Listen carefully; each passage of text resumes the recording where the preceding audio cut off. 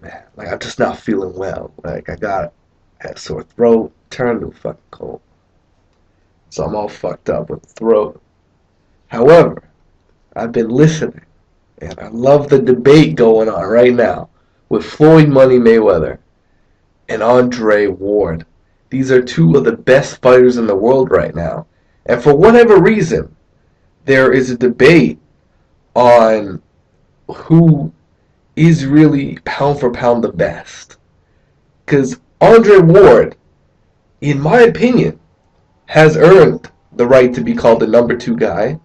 At least he's beaten everybody that's been put in front of him, that's been put in front of him. And additionally, like it or not, the word cherry pick may or may not be used when referring to Floyd Mayweather. But you cannot say that word with Andre Ward. He's never cherry picked anything. He fought in a tournament with the 6 best fighters in the world. And in the beginning of the tournament, not too many guys. He was the dark horse, so to speak. He wasn't a money guy. He wasn't a guy that that everybody thought would win, He wasn't that guy. Floyd Mayweather has always been the guy that you say, man, Floyd Mayweather's gonna win that fight, no problem, man. Ain't no problem. And you know what? That's the point of the matter. I'll say it right now. Floyd Mayweather is one of the best fighters in the world. Right now. Pound for pound, whatever. Skill for skill. It doesn't matter what you want to say. To me, pound for pound is just as good as skill for skill. And skill for skill. Gil Rigondeaux's a skillful fucking fighter. He could be top 5 skill for skill. Andre Ward, top 5 skill for skill. Floyd Mayweather, top 5 skill for skill. Sergio Martinez is deteriorating as a fighter right now. And Sergio Martinez is not top 3, and it's a stretch to put him at number 5, considering the great fighters out there, the talented fighters. And the thing about, where we rank pound for pound, this is something that if you have an opinion about a certain fighter, if you can see them having success in the future, then you might as well put him where you want to put him on the pound for pound. If you think he's going to be pound for pound eventually, then you might as well put him there now. You might as well put them there now, because then when they get there, you're going to be like, oh yeah, I told you so, motherfuckers. Like that's just the way it is. That's why I can put Tim Bradley higher up there, because when he beats Marquez, half of you niggas going to be on his dick, because he whooped Pacquiao and fucking Marquez. And then what? And then what, man? Tim Bradley, he is one of the best fighters in the world as well. And yet no one wants to give him credit. Fucking, but that's a whole nother topic.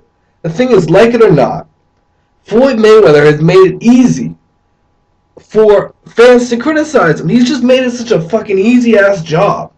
Because, like any other popular fighter, if you say one bad thing about your favorite fighter, they start shitting bricks. They get pissed off, and they hate on the guy you think that's just as good as him. And in my opinion, skill for skill, Andre Ward is just as good as Floyd Mayweather. I think they're both great fighters, and they're never going to fight. But skill-wise, class-wise, they're both A-class guys, and they're going to be at the top for a long-ass time. And this is the same thing that happened with Tim Bradley. Except Tim Bradley got the worst. Why? Because Manny Pacquiao was everybody's favorite fighter. He was just as skillful as Manny Pacquiao, but no one appreciated that. Everyone just saw a decision that didn't make sense because, the most popular fucking network showing the fight was fucking biased as hell. And they only saw the picture that the fucking commentators were painting. And you know what? That's just the way it is. HBO is going to be HBO. They're not going to change.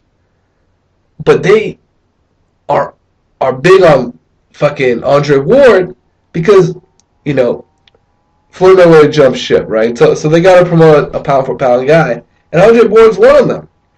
He's definitely one of them. And you know what? The thing about Floyd Mayweather is he doesn't have anyone to fight right now. He doesn't have anyone at 147 to fight right now because he can't Because everyone's fucking busy. It's kind of like the situation Adrian Broner was in. At 140, everyone's tied up. So who's he gonna fight in June? He's got to move up 2 weight classes. But he's a big guy. Floyd Mayweather is not that big of a guy. He walks around 150, 151. And Canelo's up there. And you know what? It's his right not to fight Canelo Alvarez because that's the most dangerous guy out there. This is not the first time this has happened.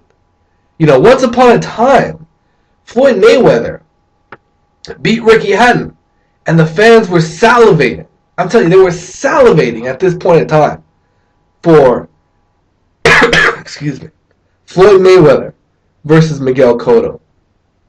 I was salivating for it.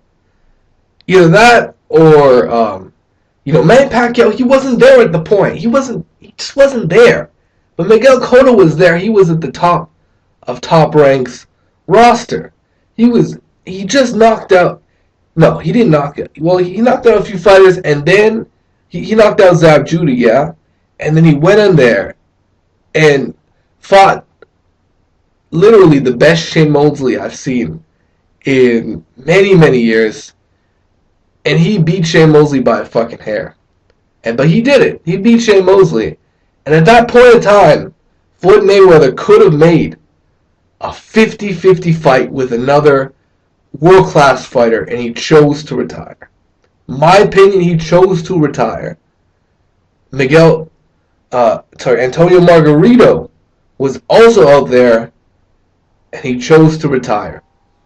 So what was left, Miguel Cotto had to fight Margarito, laced with bricks, and fucking get busted the fuck up. So that's what happened. So what's Floyd Mayweather going to do? I said it already, skill for skill. Andre Ward's just as good as Floyd Mayweather. If I have to prove that, just watch fucking Andre Ward's career. You want to talk about Hall of Famers he's beaten. Look no further than Carl Froch. He whooped him easy. That was an easy fight for him with a hurt hand. He whooped Chad Dawson easy. Chad Dawson made a mistake coming down to 168. And I think if Chad Dawson doesn't recover from that, then that's on him. And if you look at Chad Dawson's resume, he's faced top-level competition at 175. He beat Glenn Johnson. He beat Antonio Tarver easy. Twice. He beat him. He didn't even have to have a rematch. He beat him easy. And he beat Glenn Johnson twice. The first one was very difficult because he ran out of gas. But then he fought Jean Pascal in Montreal. Not the smartest move. And he just wasn't ready for Jean Pascal style. In a rematch, maybe he'd be more ready. I'd love to see a rematch. And I don't know if he wanted to step in. But, he went on to beat Adrian Diaconu, another good fighter. Bernard Hopkins, that's an all-time great. He got an all-time great on his resume. So why isn't Chad Dawson a future Hall of Famer? Well, that's still in question right now. He could be. So that's two potential. That's one. Carl Froch for sure is probably a future Hall of Famer. Chad Dawson, a possible future Hall of Famer. Arthur Abraham, not so much. Mikhail Kessler, maybe. So that's another possible future Hall of Famer.